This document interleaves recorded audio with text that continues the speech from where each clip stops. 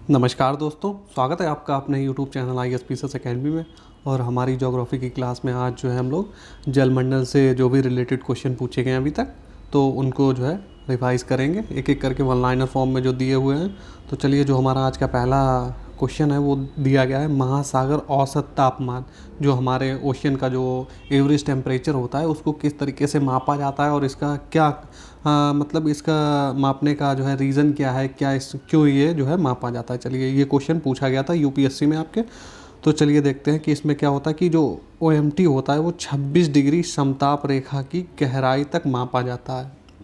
तो जो 26 डिग्री समताप रेखा की गहराई तक मापा जाता है, और ये मापा कब जाता है, ये जनवरी से मार्च के महीने के मध्य में जो है हिंद महासागर, कहाँ पर मापा जाता है, ये हिंद महासागर में मापा जाता है। हिंद महासागर के दक्षिण पश्चिम जो हिस्सा होता है उसमें 59 मीटर की गहराई तक जो है मापा जाता है। देखिए, इसमें क्या होता है, जो हिंद महासागर है उसका आप दक्षिण पश्चिमी हिस्सा अगर वहाँ पर जाएंगे तो 59 मीटर की गहराई तक जब जाएंगे तो वहाँ पर आपको जो 26 सेंटीग्रेड जो समताप रेखा होगी उसके हिसाब से मापा जाता है। और ये मापा कब जाता है, जनवरी और मार्च के महीने के मध्य बीच में जो एकत्र किया जाता है। और अच्छा, ये मापा क्यों जाता है, तो उसे यह निर्धारित करने के लिए प्रयोग किया जाता है कि मानसून में वर्षा की मात्रा जो है एक निश्चित दीर्घकालीन औसत वर्षा से कम होगी। वही है कि मानसून में इस बार वर्षा अधिक होगी या कम होगी, ये जो है जानकारी जुटाने के लिए इसका तापमान को मापा जाता है।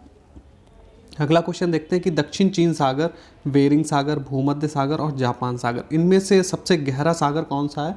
तो इनमें से सबसे गहरा सागर जो है वो है दक्षिण चीन सागर। पृथ्वी की सतह का वह भाग जो पानी से ढका रहता है तो लगभग कितना है, तो 2/3 भाग जो है वो पानी से ढका रहता है हमेशा, यानी 71% लगभग जो है हमारा जलमंडल के अंतर्गत आता है। उत्तरी ध्रुव, मकर रेखा, कर्क रेखा एवं भूमध्य रेखा में से समुद्र तल पर पृथ्वी के केंद्र के सबसे निकटतम स्थान कौन सा है, तो वो है हमारा उत्तरी ध्रुव पड़ता है। डेटम रेखा क्या है, तो समुद्र तल की क्षैतिज रेखा जिससे ऊंचाई तथा गहराई की माप होती है, तो उसको कहते हैं डेटम रेखा। हमारे जलमंडल का सबसे बड़ा भाग क्या है, तो प्रशांत महासागर जो है सबसे बड़ा महासागर भी बोला जाता है और सबसे बड़ा भाग भी यही है जलमंडल का। उत्तरी एवं दक्षिणी अटलांटिक महासागरीय द्रोणियों के मध्य से गुजरता हुआ हिंद महासागरीय द्रोणी और फिर ऑस्ट्रेलिया तथा अंटार्कटिका के बीच में दक्षिणी प्रशांत महासागरीय द्रोणी में प्रवेश करने वाला कटक कौन सा है, तो वो हमारा पड़ता है मध्य महासागरीय कटक। 90 ईस्ट रिज स्थित है, कहाँ पर 90 ईस्ट रिज कहाँ पर स्थित है, ये आपका हिंद महासागर में स्थित है। भूमि में गुरुत्वाकर्षण जल रहता है, तो कितना रहता है, जो 1/3 एटमॉस्फेयर से कम तनाव पर यह रहता है गुरुत्वाकर्षण जल। इन्फॉर्मेशन वाला क्वेश्चन है, देखते हैं कि पृथ्वी ग्रह पर जो है उपयोग के लिए उपलब्ध अलवण, यानी कि अलवण किसको बोलते हैं, जो नमकीन नहीं है, यानी कि पीने वाला जो मीठा जल होता है उसको अलवण जल बोलते हैं। कुल प्राप्त जल की मात्रा का लगभग 1% से भी कम है पृथ्वी ग्रह पर। वही बात है कि जितना हमारी पृथ्वी पर उपलब्ध अगर जल को देखेंगे तो 1% से भी कम जो जल है वो पीने के लिए उपयुक्त है, बाकी हमारे पीने लायक नहीं है। पृथ्वी ग्रह पर पाए जाने वाले कुल अलवणी यानी कि मीठा जल जो बोलते हैं पीने के लिए का जो है 68.7% जो है वो ध्रुवीय बर्फ क्षेत्र यानी कि जो हमारे ग्लेशियर्स हैं उनमें मिलता है, स्थित है। तो हमारे उपग्रह में मृदु जल की सर्वाधिक मात्रा अगर हम लोग देखें तो कहाँ पर है, महाद्वीपीय एवं पर्वतीय हिमानियों में, यानी कि ग्लेशियर्स में आपको सबसे अधिक जल मिलेगा। पृथ्वी ग्रह पर अधिकांश अलवण जल बर्फ छत्रक और जो है हिमनद के रूप में रहता है। शेष अलवण जल का सबसे अधिक भाग कहाँ पर है, देखिए नंबर 1 पे अगर हम लोग देखें पीने वाला जल कहाँ पर मिलता है, तो वो मिलता है ग्लेशियर्स में। सेकंड नंबर पे अगर आप लोग देखेंगे तो भूमिगत जो हमारा जल होता है 800 मीटर के जो हमारी गहराई होती है वहाँ तक जो जल पाया जाता है उसको भूमिगत जल बोलते हैं। तो 30.1% जो होता है ये हमारा भूमिगत जल से संबद्ध है। महासागरीय नितल का सबसे विस्तृत भाग कौन सा है, गहरे सागरीय भाग। गहरे सागरीय भाग कौन से होते हैं, जैसे कि हम लोग स्थल मंडल की संरचना देखते हैं तो हमारा जो मैदानी इलाका होता है, इसी तरीके से समुद्र के अंदर भी मैदानी इलाका होता है। जितना आप हम लोग जो संरचनाएं हैं स्थल पर देखते हैं, समुद्र के अंदर जब आप देखेंगे उसका मैप अगर आप देखेंगे, आप लोगों ने ज़्यादा लोगों ने तो देखा ही होगा, तो उसके अंदर की जो संरचनाएं होती हैं वो भी कहीं ना कहीं स्थल मंडल से ही मिली हुई होती हैं। वहाँ पर भी आपको पर्वत, पठार और मैदानी भाग वहाँ पर भी समुद्र के अंदर भी स्थित होते हैं। लाल सागर जो है एक उदाहरण है। लाल सागर किसका उदाहरण है? एक अक्षीय द्रोणी का उदाहरण है।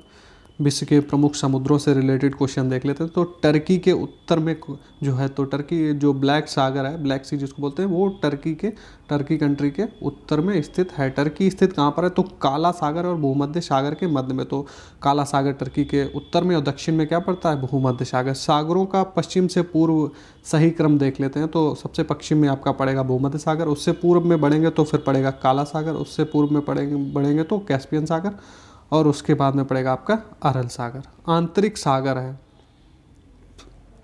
तो आंतरिक सागर कौन सा है? कैस्पियन सागर, जो कि झील है, तो इसलिए इसको आंतरिक सागर भी बोला जाता है। और कई देशों के मध्य में इसकी सीमा भी, क्वेश्चन भी इससे पूछा जाता है कि कैस्पियन सागर से किन किन देशों की सीमा मिलती है। चलिए आगे क्वेश्चन आएगा तो हम लोग इसको भी देखेंगे। जिस महासागर से जो है सारगैसो संबंधित है। सारगैसो क्या है? एक घास होती है, समुद्री घास जो होती है उसको सारगैसो बोलते हैं। तो ये घास जो है किस महासागर में मिलती है? ये मिलती है उत्तरी अटलांटिक ओशन में।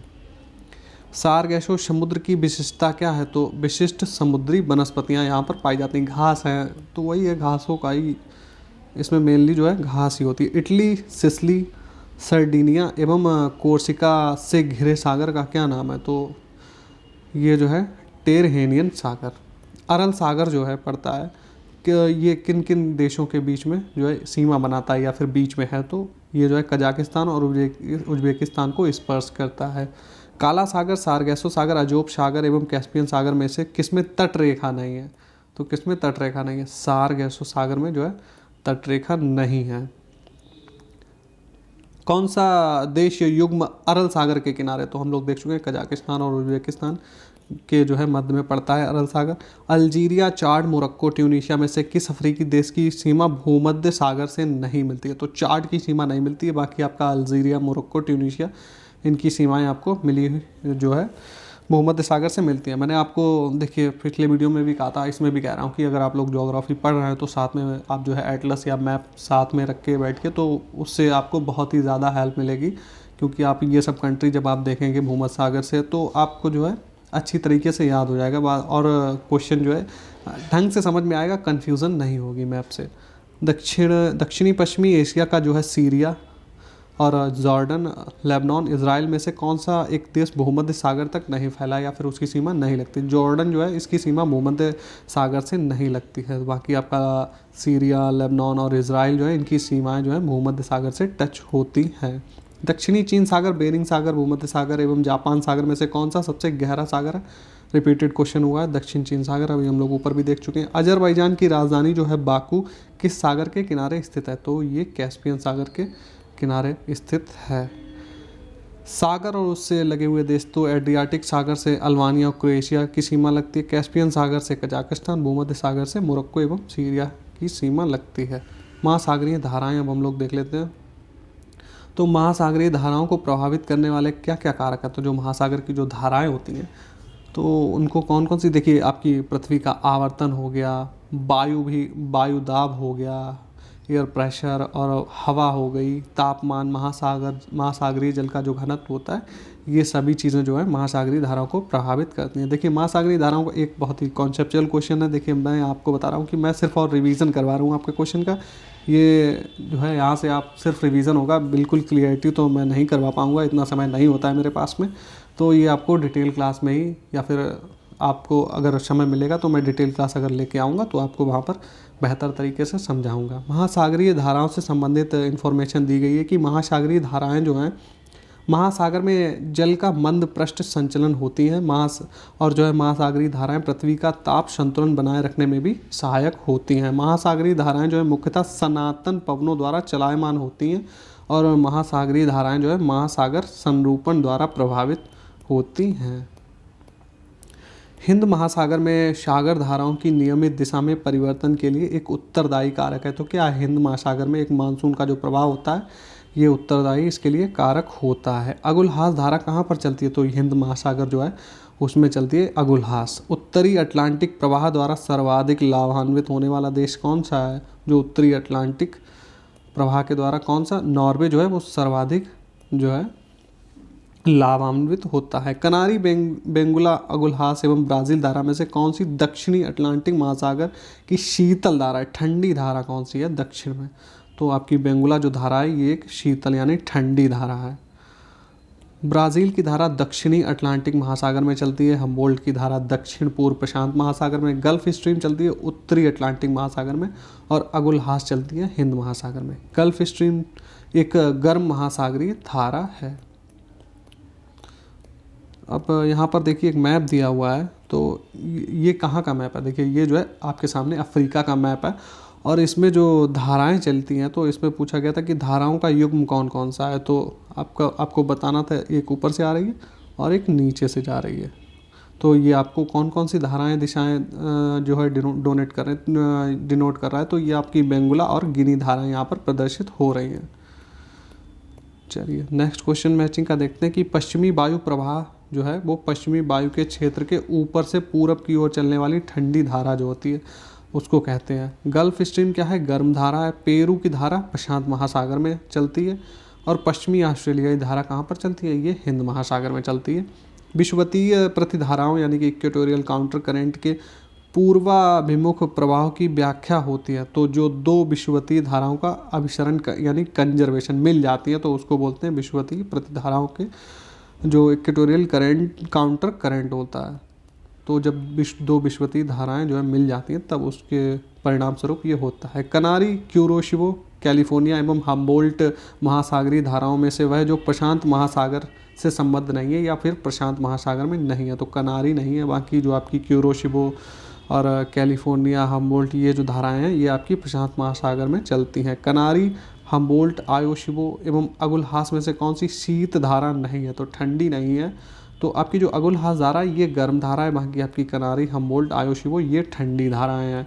ठंडी और गर्म जल धाराओं से भी काफ़ी क्वेश्चन आते हैं, तो कौन सी ठंडी है कौन सी गर्म ये भी आप लोग याद रख लीजिएगा। बेंगुएला और ब्राज़ील कनारी एवं पश्चिमी पवन प्रवाह में से कौन सी धारा दक्षिणी अटलांटिक महासागर में धाराओं के एक पूर्ण वृत्त के निर्माण में योगदान नहीं देती? तो जो कनारी धारा है वो योगदान नहीं देती अटलांटिक में, क्योंकि ये कहाँ पर चलती है? ये चलती है प्रशांत महासागर में। चलिए आगे बढ़ते हैं। बेंगुला ब्राज़ीलियन, दक्षिणी भूमध्य रेखीय एवं पेरुवियन धाराओं में से जो महासागरीय धारा शेष तीन से भिन्न है तो कौन सी है? पेरुवियन जो धारा है ये भिन्न है। क्यों भिन्न है? क्योंकि ये दक्षिण पूर्व प्रशांत महासागर में चलती है, बाकी की जो है ये अटलांटिक ओशियन में चलती हैं। आगे देखते हैं। Peruvian, Humboldt, Kuroshio, gulf stream एवं ब्राज़ील धारा में से कौन सी शीत धारा है? ठंडी कौन सी है इनमें से? तो जो पेरुवियन यानी हम्बोल्ट की धारा है वो यहाँ पर ठंडी है, बाकी की गर्म धाराएं हैं। और यहाँ पर देखिए इस लास्ट वाले क्वेश्चन में मैंने आपको बताया, तो यहाँ पर पेरुवियन जो है वो एक ठंडी जलधारा है, बाकी आपकी बेंगुला हो गई, ब्राज़ीलियन हो गई, दक्षिणी भूमध्य रेखीय जो धाराएं होती हैं ये सब आपकी गर्म है। तो इस तरीके से भी यहाँ पर भिन्नता आ जाती है। चलिए आगे बढ़ते हैं हम लोग। फॉकलैंड, ब्राज़ील, लेब्राडोर एवं कनारी धारा में से कौन सी गर्म धारा है? तो ब्राज़ील की धारा जो है वो जो है गर्म धारा है, बाकी फॉकलैंड हो गई आपकी, लेब्राडोर और कनारी ठंडी जल धाराएं। अब लवणता जो होती है उससे रिलेटेड क्वेश्चन हम लोग देखेंगे। महासागरीय जल में लवणता की प्रवणता को दर्शाता है क्या? हैलोक्लाइन जो है इसको लवणता को मापक कह सकते हैं आपको इसका। सागरीय लवणता का मुख्य स्रोत क्या है? तो भूमि है। अब भूमि किस तरीके से, क्योंकि जो लवणता सागर में आती है वो किस तरीके से, जो नदियाँ होती हैं वो क्या होती है अपने साथ में बहुत ज़्यादा ही लवण मलबा जो लेके जाती है, तो उससे क्या होता है कि समुद्र की लवणता में वृद्धि होती है। तो इसलिए जो है भूमि इसका एक मुख्य स्रोत होती है, क्योंकि भूमि से ही जाता है सारा लवण, जो भी चीज़ें जाती हैं नदियों के द्वारा पहुँचाई जाती हैं तो भूमि के द्वारा ही जाती हैं। सागरीय जल की लवणता में अधिकतम योगदान किसका होता है? सोडियम क्लोराइड का। मृत सागर, लाल सागर, महान, साल्ट झील एवं वान झील में से उच्चतम लवणता पाई जाती है। तो उच्चतम लवणता किसमें? टर्की की जो वान झील है उसमें उच्चतम लवणता पाई जाती है। समुद्र में घनत्व बढ़ता है तो ऐसे में क्या होता है? लवणता बढ़ती है। जब घनत्व बढ़ता है तो क्या होता है? उससे लवणता बढ़ती है, किंतु जो है गहराई कम हो जाती है उससे। ग्रेट सॉल्ट झील स्थित है कहाँ पर? यूएसए में। अरब सागर के पानी में औसतन खारापन कितना होता है? ये 36 ppt होता है। तो अगर इसको कैसे नापते हैं? इसको 1000/36 ppt करेंगे इस तरीके से। 1000 में निकाला जाता है, 100 में नहीं।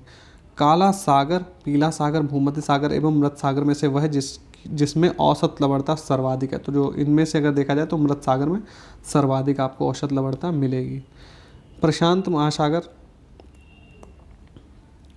प्रशांत महासागर, हिंद महासागर, भूमध्य सागर एवं मृत सागर में से लवणता की सर्वाधिक मात्रा किस में पाई जाती है? तो मृत सागर में सर्वाधिक लवणता पाई जाती है। अब ज्वार भाटा पे हम लोग आ गए, ज्वार भाटा से देख लेते हैं। महासागर में ज्वार भाटा की उत्पत्ति के कारण क्या क्या है? तो एक आपका हो गया गुरुत्वाकर्षण, अभिकेंद्रीय बल और अपकेंद्रीय बल जो होता है, ये इन तीनों से क्या होता है? ज्वार भाटा की उत्पत्ति होती है। अप्रत्यक्ष उच्च ज्वार उत्पन्न होने का क्या कारण होता है? पृथ्वी का अपकेंद्रीय बल जो होता है वो उच्च ज्वार के लिए उत्तरदायी होता है।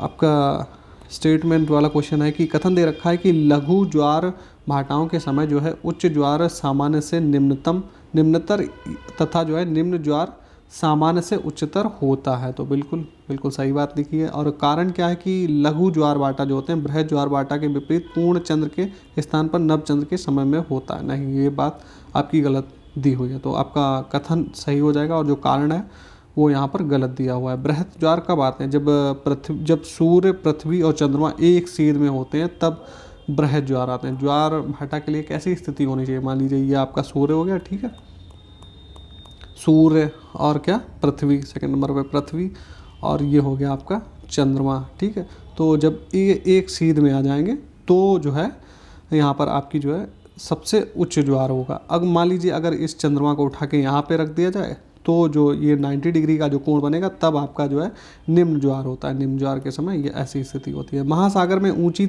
जल तरंगें होती हैं किसके कारण? चंद्रमा के कारण। देखिए चंद्रमा आप देखेंगे तो क्षेत्रफल में तो कम है, लेकिन क्या है कि चंद्रमा पास होता है और ज्वार भाटा बनने में चंद्रमा, पृथ्वी और सूर्य का जो है योगदान होता है। तो जो चंद्रमा हमारा पास में होता है इस वजह से वो प्रभाव ज़्यादा डालता है सूर्य की अपेक्षा, जबकि सूर्य बड़ा है चंद्रमा से। महासागरीय गर्त हम लोग देख लेते हैं। तो जो ओशियन में गर्त होते हैं तो एल्यूशियन जो कहाँ पर है? ये उत्तरी प्रशांत महासागर में गर्त है। कर्मेडेक दक्षिणी प्रशांत महासागर में। सुंडा गर्त कहाँ पर है? हिंद महासागर में। एस सैंडविच कहाँ पर है? आपका दक्षिण अंध महासागर यानी अटलांटिक महासागर। गर्त क्या होते हैं? जो हमारा समुद्र होता है उसके अंदर जो गहरे स्थल होते हैं तो उनको बोलते हैं गर्त।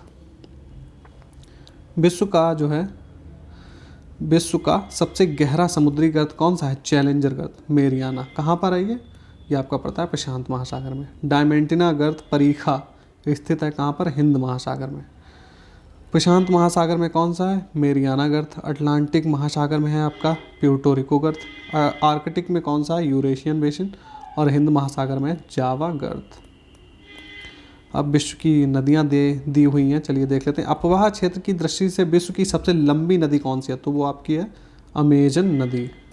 अपवाह की दृष्टि से अगर आप देखेंगे, लेकिन अगर लंबाई से देखें तो कौन सी हो जाएगी? आपकी नील नदी। वह नदी जो विषुवत रेखा को 2 बार काटती है। तो जो आपकी जायरे जो नदी है कांगो की, ये जो है विषुवत रेखा को 2 बार काटती है। दक्षिण अमेरिका की सबसे बड़ी नदी कौन सी है? अमेजन नदी। वे देश जो नील नदी द्वारा अपवाहित होते हैं या इनके जो है कि इन जो कंट्री हैं इनसे निकलती है, तो कौन कौन से अपवाहित होते हैं?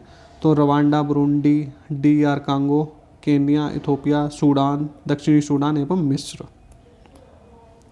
नील ब्लू नाइल नदी निकलती है कहाँ से? ताना झील से निकलती है। अगला क्वेश्चन देखते हैं कि मिस्र जो है वो नील नदी का उपहार है। क्यों है? क्योंकि वह सहारा मरुस्थल में एक नखलिस्तान है। अब क्यों उपहार इसको कहा जाता है? क्योंकि जो आप मिस्र की स्थिति देखेंगे तो वहाँ पर पूरा सब रेतीला मरुस्थली इलाका है, जहाँ से जब वो नील नदी निकलती है तो उसने वहाँ पे जाके सब हरा भरा और कृषि उत्पादन के लिए काफ़ी क्षेत्र जो है नील नदी की वजह से ही वहाँ पर ये सब संभव हुआ है। इसीलिए मिस्र को जो है नील नदी का उपहार कहा जाता है। अगला क्वेश्चन हम लोग देखते हैं। इसमें आपको मैप दिया गया है और ये जो है म्यांमार का मैप है, तो और उसके बाद में ये आपको नदी दी हुई है। तो क्वेश्चन UPSC में पूछा गया था कि ये जो नदी गई है म्यांमार के बीच से, तो ये कौन सी नदी है? तो ये शाल्वी नदी है, म्यांमार की शाल्वी नदी। एशिया में वह नदी जो दक्षिण को प्रवाहित होती हैं, तो दक्षिण को नीचे की ओर प्रवाहित होती हैं, तो कौन कौन सी? आपकी इरावदी, मेकोंग, चाओ फ्राया, साल्वी नदी, ये सब जो है दक्षिण की ओर प्रवाहित होती हैं। एशिया की सबसे लंबी नदी कौन सी है? यांगटीसी नदी। किसकी है? चाइना की। यहाँ पे आपको क्वेश्चन दिए गए हैं, तो आपको जो है ड्रेनेज बेसिन जो है आपको यहाँ पर पहचानने थे, कौन कौन सी नदी का किस तरीके का बेसिन है। तो आपका जो ए वाला है ये किसका है, पराना नदी का, बी वाला है गंगापुत्र नदी का, और सी वाला जो है जाम्बेजी नदी का, और डी जो है सिंधु नदी का। देखिए यहाँ पे क्या होता है कि आप किस तरीके से गंगा नदियों का बेसिन यानी कि पूरा जो है जो मेन नदी है, मान लीजिए यहाँ पे डी वाला जो सिंधु नदी है, तो इसमें आपको बेसिन किस तरीके से, देखिए ऊपर से जाएगी सिंधु नदी, और फिर उसकी जो अब मान लीजिए यहाँ से सतलज नदी और रावी और ब्यास, यहाँ पर तो जो सहायक नदियाँ हैं उन सबका क्षेत्र मिला के जो पूरा काउंट किया जाता है उसको बेसिन बोलते हैं। तो इस तरीके से जो है बेसिन का जो चित्र बनेगा वो किस तरीके से बना हुआ है, इस तरीके से यहाँ पर क्वेश्चन आपसे पूछा गया था। अगला भी क्वेश्चन जो है मैप का ही है, तो यहाँ पर भी आपको नदियाँ जो हैं पहचानी थी। तो जो ए वाली जो नदी है वो कौन सी है, यूकॉन नदी है आपकी। बी वाली जो नदी है ये कौन सी है, मैकेंजी नदी। सी जो नदी है ये कौन सी है, सेंट लॉरेंस। और डी कौन सी है, ओरेनिको नदी, डी। तो ये आपके अमेरिका का मैप है, ये आपका ऊपर वाला उत्तरी अमेरिका है, नीचे वाला क्या है, दक्षिणी अमेरिका। इस तरीके से नदियाँ जो है कौन सी नदी अमेरिका से कहाँ से निकलती है, ये आपसे क्वेश्चन पूछा गया था। अगला देखते हैं कि सर और जो अमू नदियां हैं ये गिरती कहाँ पर हैं, तो ये अरल सागर में गिरती हैं। काला सागर में गिरने वाली नदियां कौन कौन सी हैं, तो नीपर और डेन्यूब जो है ये काला सागर में गिरती है। वोल्गा नदी गिरती है कहाँ पर, कैस्पियन सागर में। आगे बढ़ते हैं, नदियां और प्रवाहित कहाँ पर होती हैं, तो लीना जो रूस की नदी है ये आर्कटिक ओशियन में गिरती है। आमूर जो कि रूस और चीन दोनों में ही बहती है, ये प्रशांत महासागर यानी कि तरतारी की खाड़ी में गिरती है। टिग्रिस जो है तुर्की, सीरिया, इराक होते हुए फारस की खाड़ी में गिरती है। माही नदी मध्य प्रदेश, राजस्थान और गुजरात होते हुए गिरती है कहाँ पर, अरब सागर में। आगे बढ़ते हैं कि अमेजिन, सिंधु, वोल्गा एवं राइन में से कौन सी नदी भ्रंश घाटी से बहती है, तो राइन नदी जो है वो कहाँ से बहती है, भ्रंश घाटी से। अफ्रीका की वह नदी जो मकर रेखा जो हमारी होती है उसको 2 बार काटती है, तो लिम्पोपो नदी जो होती है वो 2 बार इसको काटती है। वह देश जो अरीय अपवाह का उदाहरण है, तो कौन सा है, ये आपका श्रीलंका है। महावेली गंगा किसकी नदी है, ये श्रीलंका की नदी है। नीपर नदी यूक्रेन में बहती है। पो नदी इटली की है। राइन नदी जर्मनी की, और रोन जो नदी है ये कहाँ की है, स्विट्जरलैंड की। हिमानी झील इटास्का किस का स्रोत है, तो कहाँ से निकलती है, ये मिसिसिपी नदी से जो है हिमानी झील निकलती है। एशिया की विशाल नदी जो मेकांग जो है वो चीन, मलेशिया, कंबोडिया और लाओस में से किस में नहीं बहती, तो मेकांग नदी कहाँ से, मलेशिया से होकर नहीं बहेगी। बाकी आपकी जो चीन हो गया, कंबोडिया, लाओस, आप मैप देखेंगे तो आसानी से देख लेंगे, क्योंकि अब मलेशिया की स्थिति बिल्कुल अलग है, ये बिल्कुल कंट्री अलग है। बाकी ये सब चीन से सीमाएं मिलाते हैं, कंबोडिया हो गया, लाओस हो गया, इनकी स्थल जो है मिलता है। मलेशिया जो है बिल्कुल समुद्र में अलग से आपको दिखेगा। लोप, तो इसीलिए मैं कहता हूँ कि आप लोग मैप लेके बैठिए, तो आधे से ज़्यादा आधे क्या लगभग 90% क्वेश्चन तो आपके मैप से ही सॉल्व होने हैं।